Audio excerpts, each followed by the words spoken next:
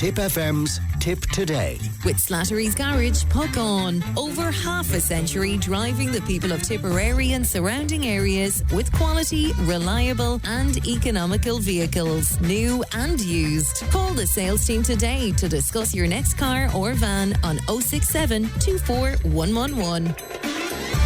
Thanks, Paul. I was speaking to Father Tony Flannery there a little while ago, and Liam was on to us from Kilkenny, and he says, Fran, God bless that man, 79 years old with such an open, positive mind. This is the man the Catholic Church needs now more than ever. If not, the Catholic religion is in danger of being lost forever. God bless this wonderful man. A lot of people on to us about Tony Flannery and how impressed they are by him, and thank you for that on 083 311 3311. Now, glad to be joined by our relationships expert, Susan O'Donoghue, who's with me in studio. Good morning to you, Susan. Morning, Fran. Lovely to see you today. You're going to talk to us. Guess what we're going to talk about? We're going to talk about Christmas. Surprise, surprise. Surprise, surprise. And what aspect of it really? Is it the chaos of it? And the relationships. Oh, God. Yeah, yes. yeah. You know, that'd be my bag.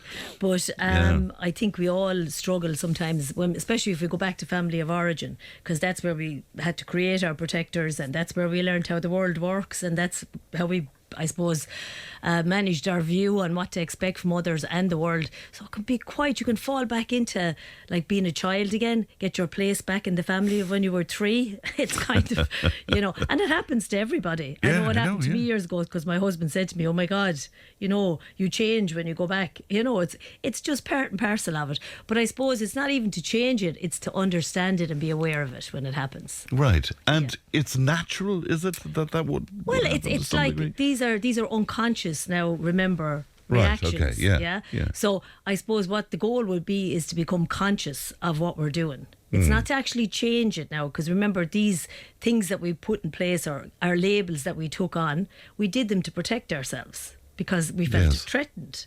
So of course we want to feel safe. So, but it's to understand that that's what we did, and it's to be able to recognise what we took on and what labels we are now working out of. You know, because you'll find it's quite amazing, because you'll even hear, like, sometimes the old banter, the slagging will start from when you were small. Do you know, when you grew up in the household and you have your little place in the household, and you add a few drinks to that then, and it becomes a little caustic, maybe. Yeah. And that's, to me, this is the thing now. And like, you know, for some of us, you know, it's okay, we can go back there and we're not that flustered. But for some, it can be very threatening to go back to, or even go to, say, you know, to go to in-laws can be hugely threatening. You know, you're out your comfort zone. You know what I mean? You don't know what the dynamic of that family was growing up, but you'll find out fairly lively. Do you know? Because we all have a different dynamic, you know, and we all have our own little place in it. So I suppose it's self-care 100%. You know, and if you're working on that throughout the year, you'll find that you're better at it at Christmas. Of course you will. You can't just turn on the switch now at Christmas and go, I'm going to be so reflectful and become more conscious. It's a thing that you need to do over time, yeah? It's the same way as you got your protector. Yeah, but is it just that you become more tolerant than if you've been working on yourself? And you'd be more tolerant of people sort of, you know, reverting back to their roles and... Tolerant kind of indicates to me that you'd put up with it more. That's what I mean, though. And I don't think you'd be... Right. No, I would say that you can separate out from their behaviour, and you know that what they say, do, feel, and think is about them and for them. That doesn't mean that you don't have boundaries. That doesn't mean that you don't take care of yourself in it, that if somebody comes up to you and says something that's really mean, that it's, you know, you don't say, well, listen now, you know, I think that's out of line and I feel, but you hear all the I messages. I feel that I think that's out of line. You're not saying, oh my God, you're a disgrace. You know, that's the difference. You hold yourself in it, and you say what you feel, but you come from that I place, because communication is huge in all this, isn't it? I think it's the key to solving all this, you know, for yourself, not for them now, remember. Yes. I'm not going out to solve it for anybody else. I'm there to mind myself in it, because that's where my power is. But you know that notion of, and I mean, it's an old cliche at this point, doing the same thing over and over again and expecting a different result is a sign of madness. But as families, we do that every year around Christmas time. 100%, you know? yeah. Even if there are issues, we will do the same thing again. Yeah, and we'll pretend and we'll push the issues aside and we'll deflect deflect from him, or otherwise we get hell on into it and we'll have war again like we do every Christmas. And it's like, be the change you want to see. So and sometimes that just happens because it's unsafe. It's not safe enough for us to say, do you know what, this isn't working for me anymore. Because you feel the guilt and you get dragged into it, and it's that enmeshment again with family. It's that back and forth, and that, it can be really mean and nasty. Like, of course it can. Yeah. And that was one of my notes for you. Why can't we just say, look, lads, this doesn't work for me. I'd be glad to meet you in a couple of months' time and we'd have a cup of coffee and that's all fine. But in that cauldron of Christmas, I can't do that anymore. And how is it now, if you're in that place, that you can't do that? Well, it's probably that maybe you feel victimised and you feel picked upon and, Yeah, to save yourself from that then. That's what I mean. Yeah. What do you need to do? And that's part of it, just exactly what you said. Maybe I need to say, I won't be able to make it this year. Yeah. But I'll meet you maybe for a coffee in the middle of it, or I'll meet you a month down the line, or we can go for, a meal, or we can do something later on. And are you safe enough to do that is the question.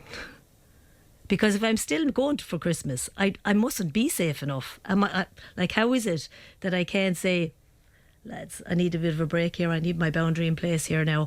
And feel okay about that decision. You see. That's the thing. Yeah. The thing about it is if I don't, and if remember now, our feelings are our friends. So when our feelings come up and we feel all that guilt and shame and, oh my God, sure, I couldn't do that. You know what I mean? Oh, I should go. Yeah, do you hear the shoulds and the coulds and the musts and the have to? That's when you know you're in an unconscious place.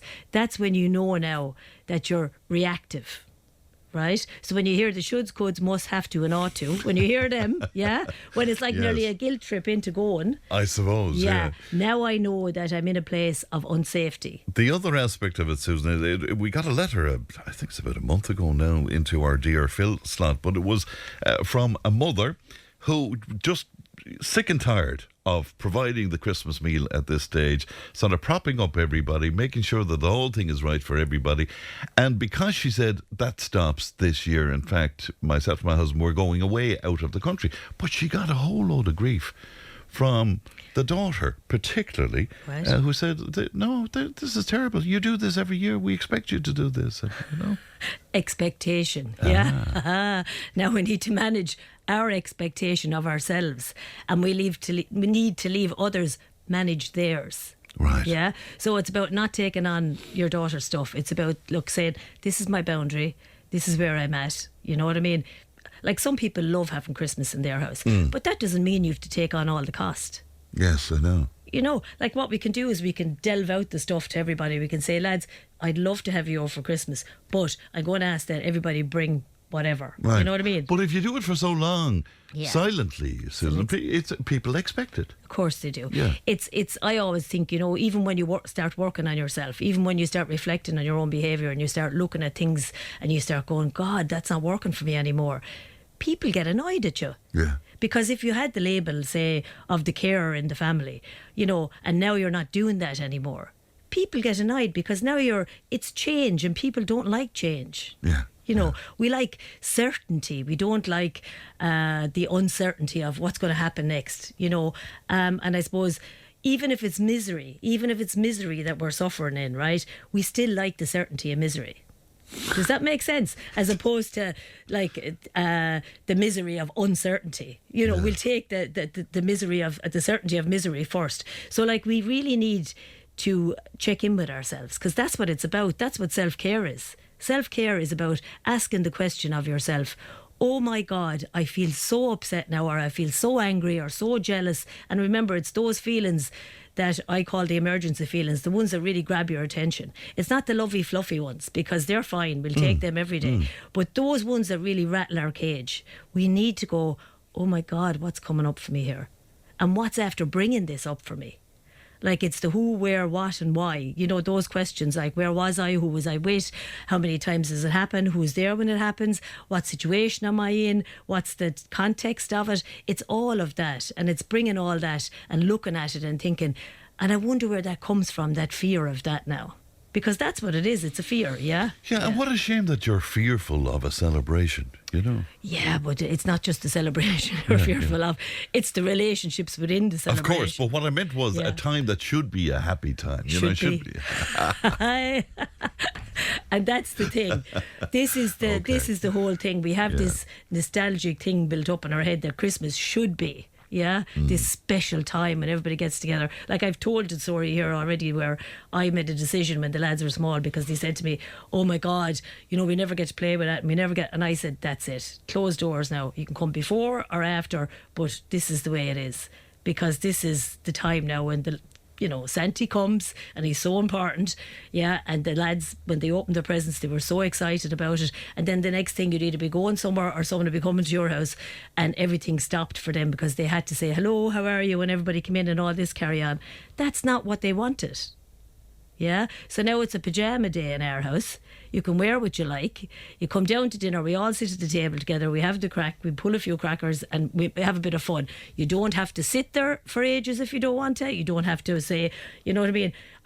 It's not that you have to sit there, dessert is over, you can go back and get your dessert later on. It's about relaxing. It's about being yourself. Yeah. Of course, yeah. The other aspect that concerns me, though, is that people might be getting together this Christmas and it might be a milestone for them. They could well have lost a loved one, you know, during the year as well. That puts another dynamic on it, doesn't it? You know? Like the grief of losing somebody. And I always think, the first year is really hard. But I think 10 years down the line, it can be really hard. There's no time limit on this, and I just think it's about taking care of yourself and that. If you need to set a place, if you need to talk about it, if you need to remember them, whatever you need to do, right? Yes. And you will know, if you check in with yourself and ask yourself, what would make this easier for me? What would help me in this now? Because it's going to be something different for everybody. It might be similar, but it might be different in certain ways. It's interesting that you speak about that notion of setting a place for the loved one who's no longer with you. I feel kind of odd about that. I'm not sure why. I have never done that. Yeah. Right? It wasn't my need to do that. But I would have gone out the back, and I would, like, even going to a grave sometimes works for me, sometimes doesn't. So I would have went out the back and had my time. And I think that's very important, is to take time out for yourself, especially if there is a lot of grief around or a lot of upset, or if you're going into a house that you don't know what's going to happen, what the dynamic is going to be like, and you're stressing out. Take the time out, go for a walk, and if you're in a house and that it's that mood is getting heightened, say, "Oh, I forgot something in the car," and go off out and go for a walk for yourself, or do what you need to do. That's what I mean by taking care of yourself. And I generally put a plan in place, right? If I'm going somewhere where I know it's not safe for me, I generally put a plan in place that if I need an exit strategy, I have it. Yeah. So it's about just thinking to yourself, what do I need to do now before I go here? Because we all know that we go to parties, we go to celebrations, we go to all this stuff that you're supposed to be happy at. I know. And you're dreading it. So it's about, how am I going to mind myself in it?